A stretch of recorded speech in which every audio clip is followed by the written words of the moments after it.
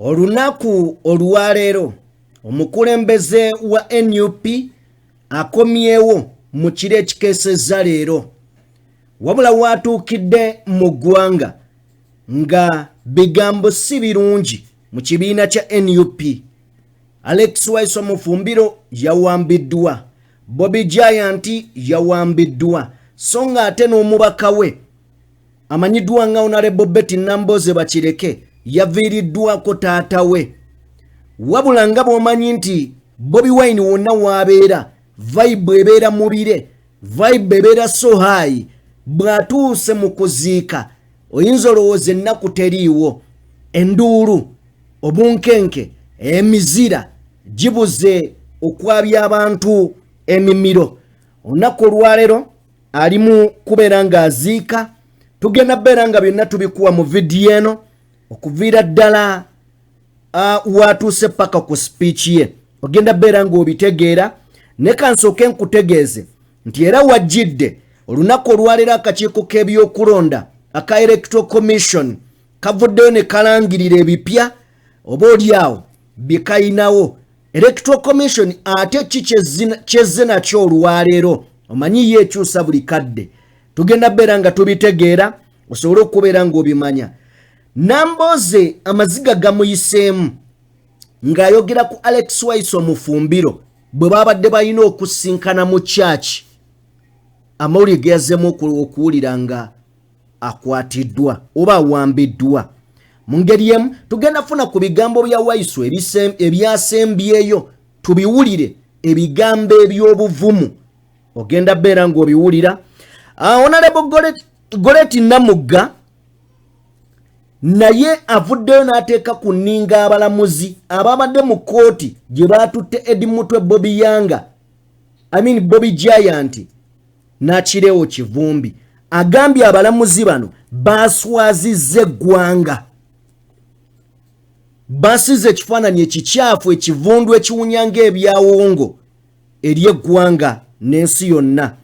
Mu ngeri emu tugenda tunulya katambi kano amaloboozi agalimu sigaffe ne kwogera ku mulago n'engeri ebitundu eby'omunda organizi z'omuntu we ziri ez'ettunzi n'okusinga ekintu ekirala kyonna. Kino nkimanyi si kipya mu matuugo, wabula beerawo owulirize. Tugenda kubeera nga tukuwa amaziika nga bwe gatambula, enkoowe wali mu kuwummuza taata w'omubaka Namboze Bakireke. Twegatteko katukole bwe tuti tukomewo.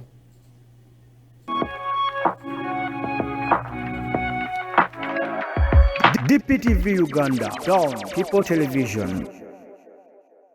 Banirizaako basebo ne bannyabo, mwebale nnyo, mwebalire ddala okubeera nga mutwekuumiddeko. Kyemukola kya muwendo. Omukutu oli kugwa DPTV Uganda, yenze Sajjime. Video gituwere like otuulo kalire. Nze mbenga nkuwa ebibadde gy'otabadde. Yakatwegattako nga gwe mulundi gwo gw'ososobera ng'olaba omukutu guno, genda maaso n'okubeera nga subscribing. Katutandikirewo n'amawulire. Omukulembeze olunaku olwali akomyewo mu ggwanga Robert Kyagulanyi Ssentamu Mitembo oluvannyuma lw'akaseera we yagenda mu ggwanga erya Bungereza mu kibuga London gy'abadde ng'asaba tulabeeyo endongo byonna twabikulaze tetugenda kubeera nga tubiddamu. Akomyewo mu ggwanga wabula nga bw'omumanyi baaba abawuna avimba alumya. Weewuunya omuntu atadde gavumenti emaze mu buyinza emyaka 4 ku bunkenke talina mmundu, atambula nga bw'omulaba, naye baaba ebigambo ebimuvaamu abakulu bibasingira n'emmundu ze bakutte. So yoyo atadde ggwanga n'ensi yonna ku bunkenke Robert Mitembo Kyagulanyi Ssentamu, president wa NUP oba wa National Unity Platform, akomyewo leero mu ggwanga mu maanyi ag'ekitalo ddala nnyo. Kale byebyo kulikayo omukulembeze wabula oba Bobi Wine awummula ddi, onoonya waawummulira ne wakubula. Ndowooza kino kye bategeeza nti bw'ogaggawala ku level kw'oli bwe bungi bw'ebizibu by'ofuna. Bw'obeera ng'ofuna 5,000 ebizibu bibeera mu eyo doketi we bigwa. Bw'oyingira akawumbi n'ebizibu ebikutomera bizitowa buwumbi. Kati Bobi Wine yayingira ebyobukulembeze ebimutomera bizitowa. Weewunya n'okwewunya ng'egyabikwasaganya nze mutyako kimu oba bibiri. Kubeera nga muntu wa bulijjo. Omuntu wa bulijjo yeevira mu ndongo. Naye nga pressure eriwo olwaleero asobola ogikkakkanya najja mufe ate n'atuwa ne smile. Oluusi omutima guba gukulukuta amaziga. Naye musajja wattu n'agamba ennaku kanjisibe ebbali nzije tubeeko ate bye tutunuulira. Tuveeyo bwe tuba nga tuvuddeyo nzikiriza nkutwale nkutegeeze nti akakiiko k'ebyokulonda ka Uganda Uganda Human Rights Uganda bakaita bati the Uganda Independent the Independent nedda sebo the Independent kali Independent saga tuogere ekigambo nga bwe kiri tuogere ekituufu akakala akakiiko k'ebyokulonda naye bya independent kano tekabanga ka independent kuddiru ki tetujja baabuli buyinja we batasaana. So gwolengera yakulira akakiiko k'ebyokulonda Simon Mujenyi byabakama avuddeyo n'ategeeza nti abeesimbyewo ku ntebe nnene oba abeegwanyiza entebe nnene ey'eggwanga bano bwe babanga bamaze okufuna ebyetaagisa. Mu byetaagisa mulimu ki? Emikono 980 bw'obanga omaze ogifuna. Emikono 980 giyina okuva mu district 98. Oteekeddwa okubeera nga emiliyoni 20 ogalina ku mmeeza. Twogera ku bagenda okwesimbawo nga oba abeegwanyiza entebe ennene. Wabula zino ssente bw'omala oziwaayo bakuteeredde nawo nani refunded. Kasita omala oziteekayo weppa boyi tebazikuddize mbw'osimanyi ogudde tebazikuddiza. Kakati batulaze nti ennaku z'omwezi 23 n'24 September we bagenda okubeera nga banominatinga ba presidential candidate abagenda ovuganya ku ntebe ennene ey'eggwanga baba nominatinga 23 n'24 September guno gwennyini. Kakati gwe wenna awulira nga wano naye empapula naye ng'omanyi wali olowooza miliyoni 2 onaziteekayo ne bajja zikuddiza naku miranga na biwoobe. Njagala tusooke tulabe ebigambo bya Simon Mujenyi byabakama ategeezezza nti bino bijja kubeerawo kwedikoota za Electoral Commission erweza wali erubowa ku luguudo olwa Ntebe Road side zaawo. Katusooke tulabe Mujenyi byabakama. Elections marks a critical milestone on the electoral roadmap. The Commission appreciates all stakeholders in the electoral processes, and particularly the political parties and organizations, for their support. Now, as we said earlier on, nominations for presidential candidates will take place on the 23rd and 24th of September this year at our proposed EC headquarters site at Weza Lubowa. I think we shall, at an appropriate time, invite members of the press to come and visit or see the site where the EC home is going to be set up. But although in terms of infrastructure there isn't much as yet, however, we felt it prudent that we conduct this very key milestone of presidential nominations at the same site of venue. As we speak now, work is going on to prepare the site appropriately so that we can have very successful nominations. Akakiiko k'ebyokulonda kamaze okubeera nga kalambika. So tusuubira okulaba ng'ennaku z'omwezi 23 n'24 abeesimba ku ntebe ennene ey'eggwanga bajja okwesimbawo. Ne mu byonna by'ayogedde siwuliddeeko waayogerera ku byakwerinda by'aba babeera bakandidenti. Siwuliddeeko protection, naye ye kennyini agenda bagaidinga atya kubaka kino kikye yakivunaanyizibwako. Waliwo agenda okujja mu comment aŋŋambe oyo akagologoosi waliwo ayinza okigamba nti ate oyo mukama we yalagira. Anyway, ebyo General Muhoozi gamba mbu aba-SFC be bajja okukuuma ba presidential candidate.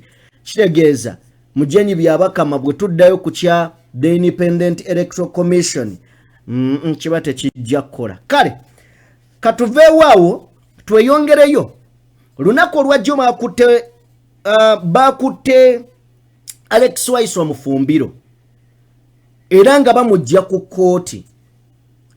Nambooze amaziga gamuyiseemu leero bw'abadde atunnyonnyola agambye nti twayogera ne Waiswa nga Waiswa ateekeddwa okujja yagenda okubeera omwogezi ku mukolo guno ogw'okusiibula kitange. Lwaki mbimwogerera? Katuwulirize Nambooze.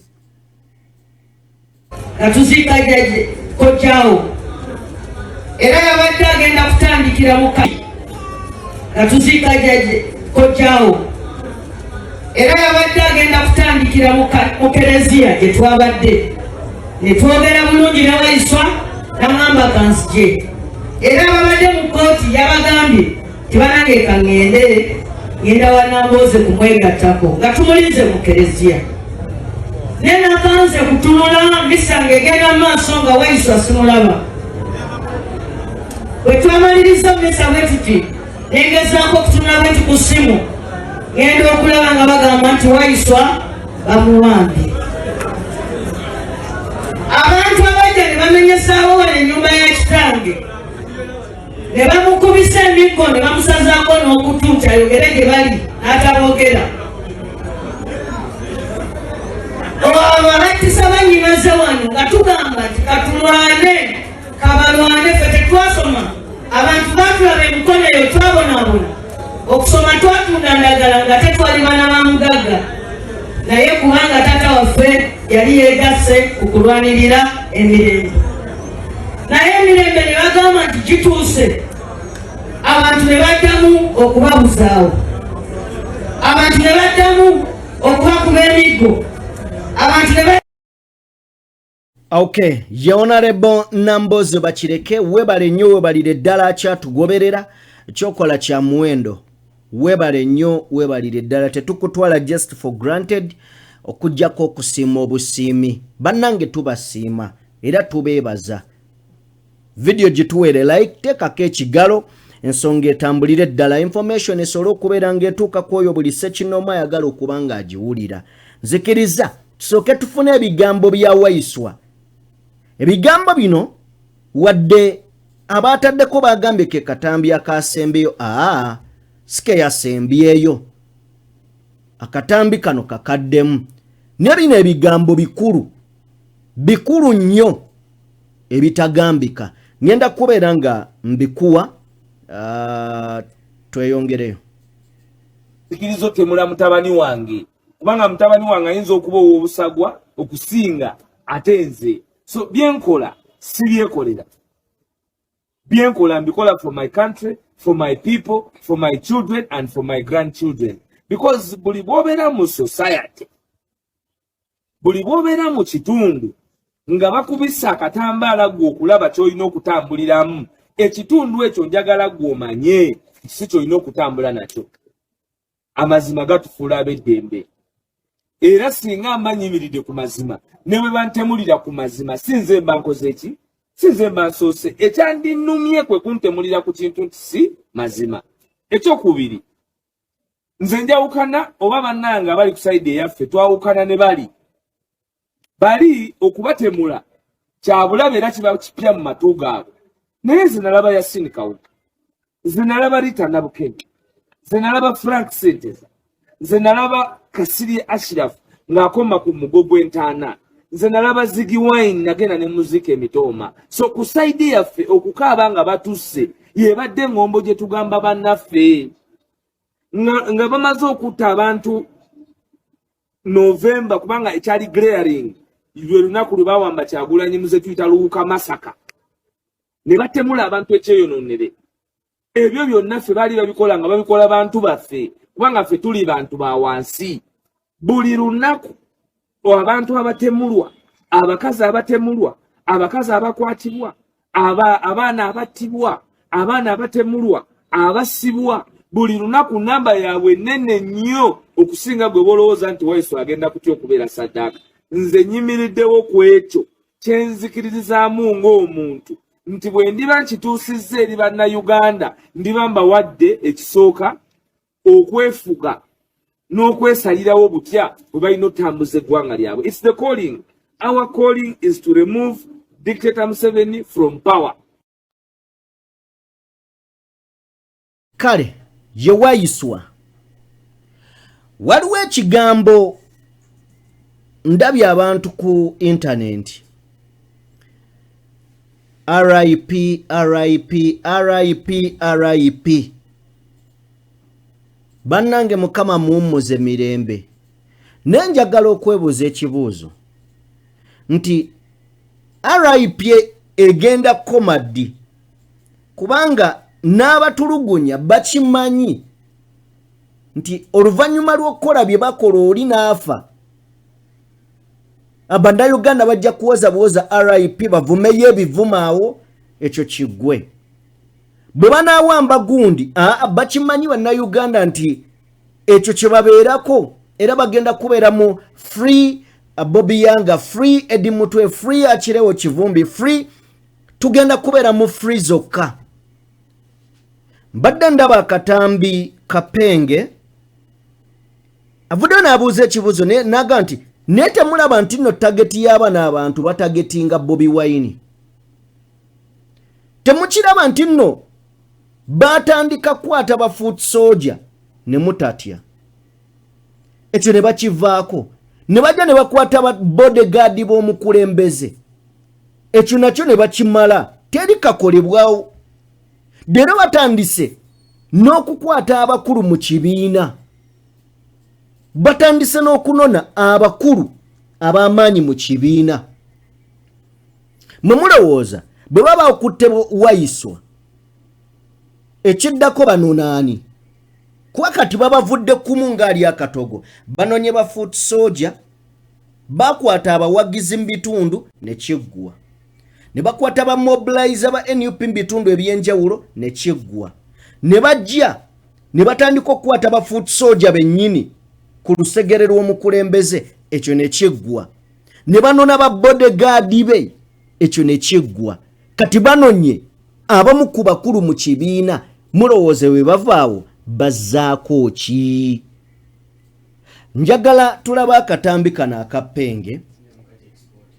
Okay, newankubadde nga Penge yakakola mabegako nga Wayiswa tannakwatibwa ne message yebeebeera enkulu mu katambi kano. Naawe nga weweebuuza ddala tukoze ekimala. Bobby Wine yennyini yasinzira ndowooza yali Canada naga nti muleme kulinda buno obusajja nga bunnyize mulyoke mugambe kale mubeeko kye mukola. Ebigambo byogeddwa ndowooza tewali kigambo kipya kigenda kujja kimatize muntu bw'oba tonnamatira na kutegeera nti wano we tulaga wazibumu. So tugenda beera nga tufuna akatambi kapenge maaso awo then tusobole okubeera nga tweyongerayo n'ebigambo. Naye nga video yo gituwere like eyakatwegattako genda maaso n'okubeera ng'osubscribinga. Ogenda kulaba okwogera kw'omukulembeze Robert Kyagulanyi Ssentamu mu kuziika taata wa Betty Nambooze. Tubirina tolina kyogenda kubeera ng'osubwa ogenda beera nga obirabako. Tufune akatambi kano Esawa zina ali mu maziga talina mukuuma naye nkujjukiza nkuzaayo nti gavumenti yajja negamba Bobi Wine tukuwapa ku Bobi Wine n'agaana. Bobi Wine yalaba nti yalina gurupu y'abavubuka abateetagana bitala ne gurupu y'ebivubuka abalina lowo abaagala ensi nga basobola omukuuma kuba Bobi Wine wabadde atambula. Bobi Wine yagaana security ya Museveni kuva dda naye kati bamwambudde bamustripinze off security eyingi badde emukuuma ng'ofiira Bobi Wine saazi nali happy banakisinde musirisi posa Bobi Wine ez'okugamba bufindo wa mutwe akulaga nti abavubuka be bava mu malejawo mwe ab'ekisinde nga mwebulaba vidiyo yange abaana babamalawo Bobi Wine abagamba mwebereremu abaana babamalawo at this moment nga wenjogera Bobi Wine talina mukuumi mbawulira akiriawo taliiwo edi mutwe taliiwo Gaddafi taliiwo n'owa mutwe taliiwo ani akuma Bobi Wine mufumbire ya mukuumi sennyoni baganda bange Bobi Wine alina ebintu byagala okubalaga abalaga nti baganda bange mwana ebintu ndi mu nsi eno ndi mukulwana lutalo nammwe ndi mubbalwanira ninga ndi bwereere saawa zino Bobi Wine kati ye musajja nze gwe mmanyi era gwe ndaba ng'obulamu bwe buli matiga kuba talina security.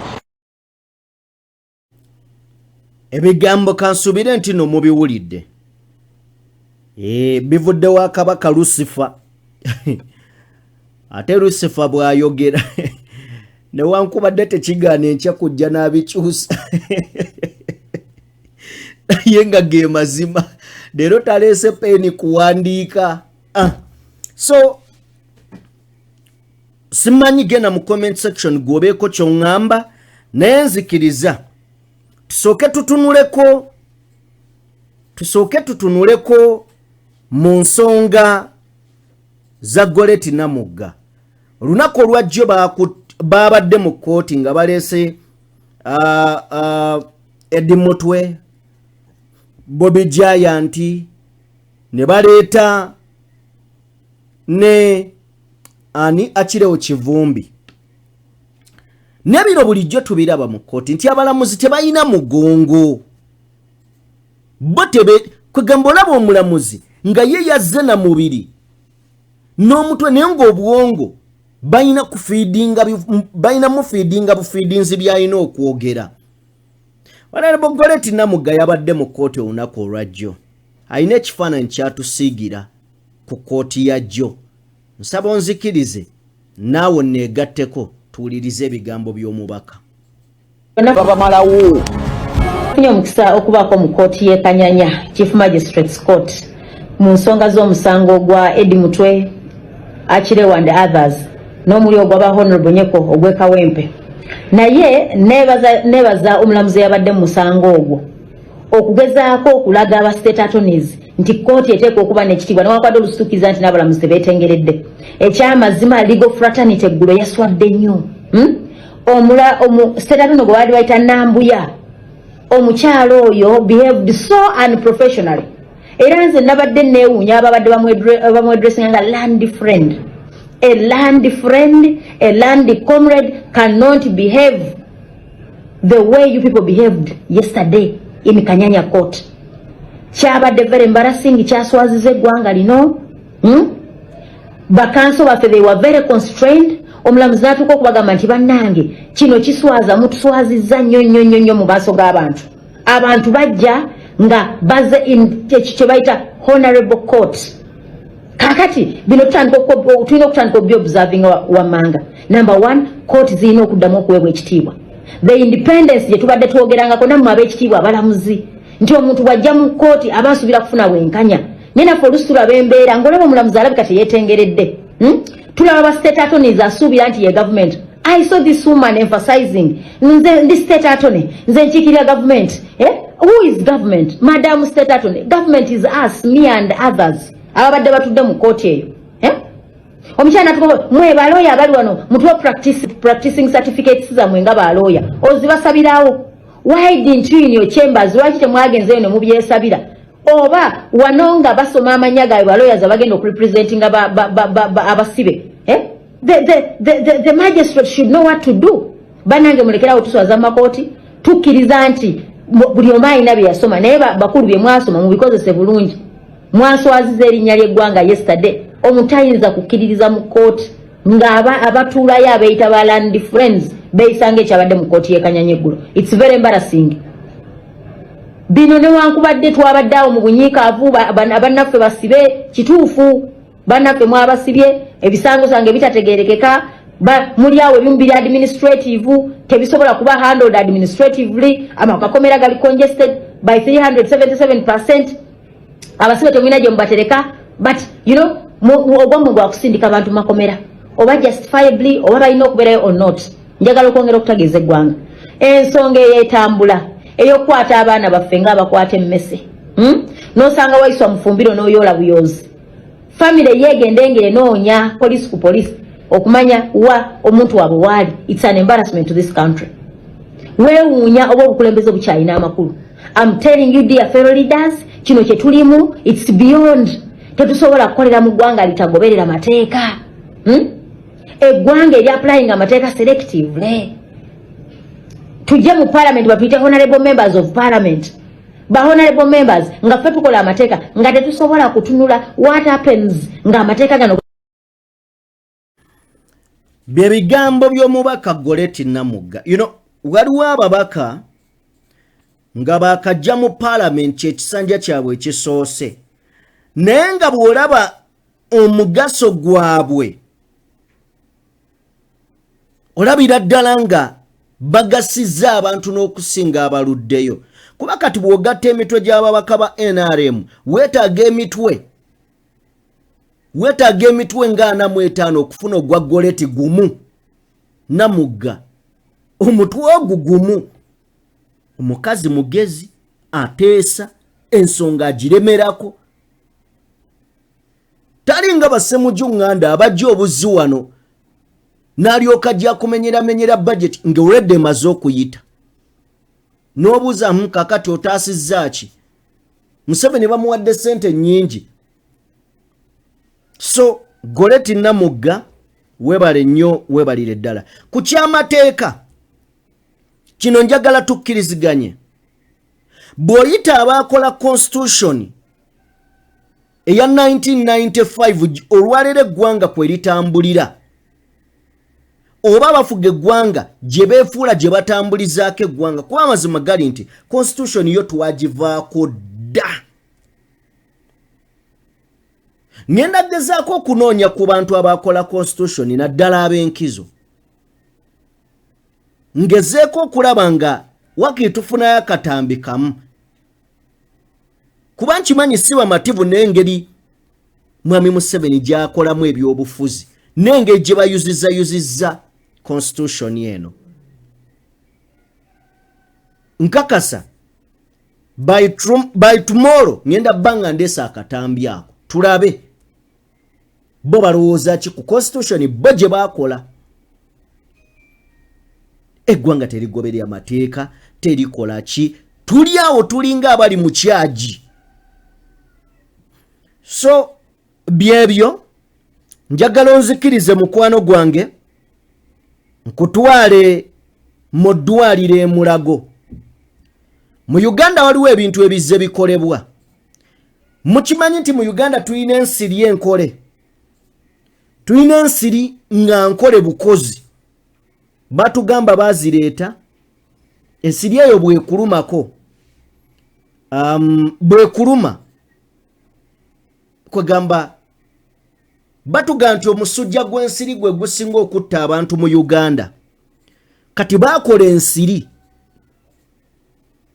zino bwekuluma mbu yeekuwonya omusujja guli naye tebaatugamba yeekulekamu ki oba kikyekuteekamu okuwona omusujja guno n'obiteeka ebbali. Gye buvuddeko waaliwo bizinensi y'ennuuni ng'abantu bagenda ne bakwata empuuta zaabwe ne bajjamu ennuuni ne batunda. Gavumenti kasa yakizuula nti ennuuni ziriko ssente bakuba n'abantu amasasi ku nnuuni. Leero ne bw'oba weeyita ki tosobola kukwata nnuuni. Ky'ovunaanyizibwako kyekyo kyokka ekyokungulu. Ennuuni waliwo abantu b'olina ogiguza. In fact bagitwala na butwazi.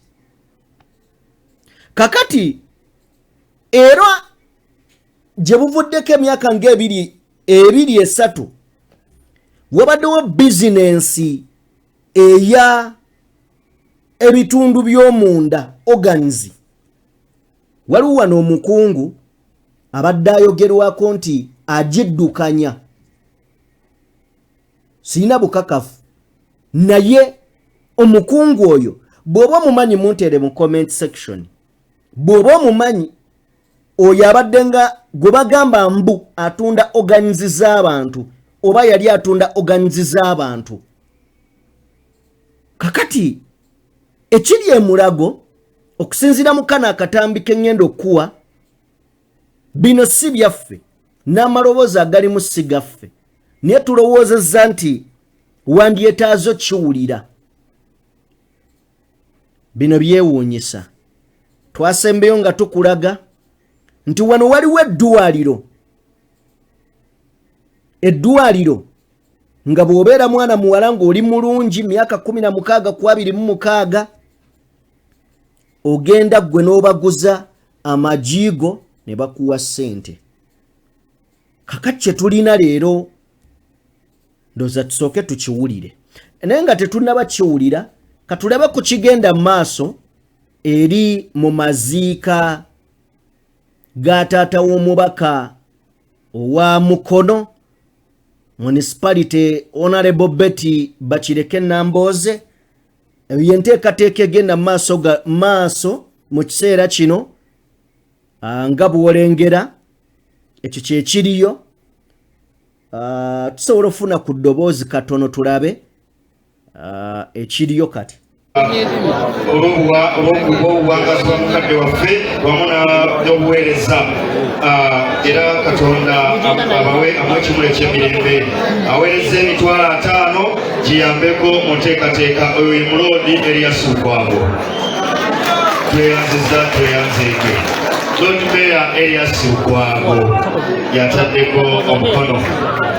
Our Lady of Lourdes Namirambo Parish Lugazi Diocese Honorable Betty Nambooze bakusasiddeko nnyo era emitwalo 10 bagiweereza olw'enteekateeka. Ataddeko omukono Reverend Father Ginisius Kivumbi omukulu w'ekifo. Abantu b'omu Kitete beebazibwa nnyo olw'okujja ne Mukono nnyo okutwaliza mu bubaka bwa kusaasira jjajja w'olujja lwa mbuto njawule olunyiriri lwa ddiiro. Yembeera eriwo wabula nga tojja ssubwa kintu kyonna. Nzikiriza tusooke tugende mu mboozi eno ey'eddwaliro ekkulu e Mulago gye bagamba nti batunda ebitundu by'omubiri gw'omuntu oba mibiri gy'abantu organs bazitunda. So katusooke tulabe emboozi eno then tujje.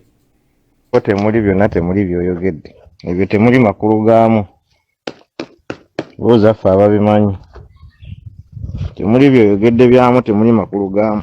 Juzi omuvubuka yafudde akafuna abantu 5 omu yakutuka omukono ne bamuddusa e Mulago lwamutuusaayo ng'ayogera bulungi nga mulamu gye si mukono gwokka gwe gwamenyeka kyuma kyagulya omutuusa e Mulago ne ugamba abantu bagenze kumulongoosaako ki kumulongoosa bakiyite kulongoosa kiwundu ekyo.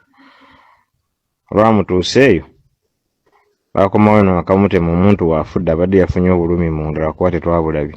Juzi omulala omwana bamuziisa embalala bodaboda yamumenye okugulu olwamutuusiza e Mulago okugulu tebakukuti nga kulebera konna bwe kuti nga kwe kumenyesa wasigadde nga mulamu ne bamukebera wonna era dokita n'aleeta results ng'agamba mulamu jasi kugulu kwaka kwe kufunye obuzibu n'akawundu kafunyeeko wano nga ku liiso. Ekiro kyawo bagenda mukolako bamuweza ku makya nga mufu bakamuziika eyo embala. Nyina abantu nga mukaaga babata busi kati gwe va ku ebyo by'okubatemako okugulu bandikutemako okugulu n'osigala ng'oli mulamu. Ebyo tebikyakola kati ebyokutemako okugulu ekiri e Mulago essaawa zino ebyo by'okutema okugulu bikadde. Amapya agaliwo agali e Mulago essaawa zino agookya agatambudde gino emyezi gyonna.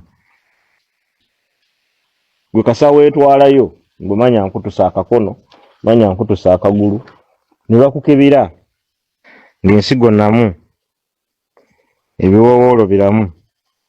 Ayi kaba kawedde mudda nganda babadiza maiti gwe manya mbona obusembo wetwaze mulago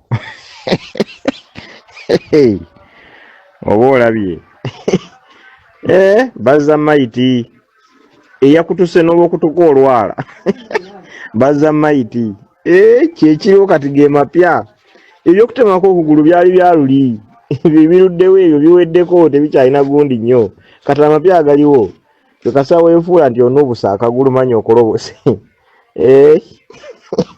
aliwamwe basime ge mapya kati agaliwo ago makadde ag'okutemako akagulu kati amapya kukunyiga bunyizi kutwala bya munda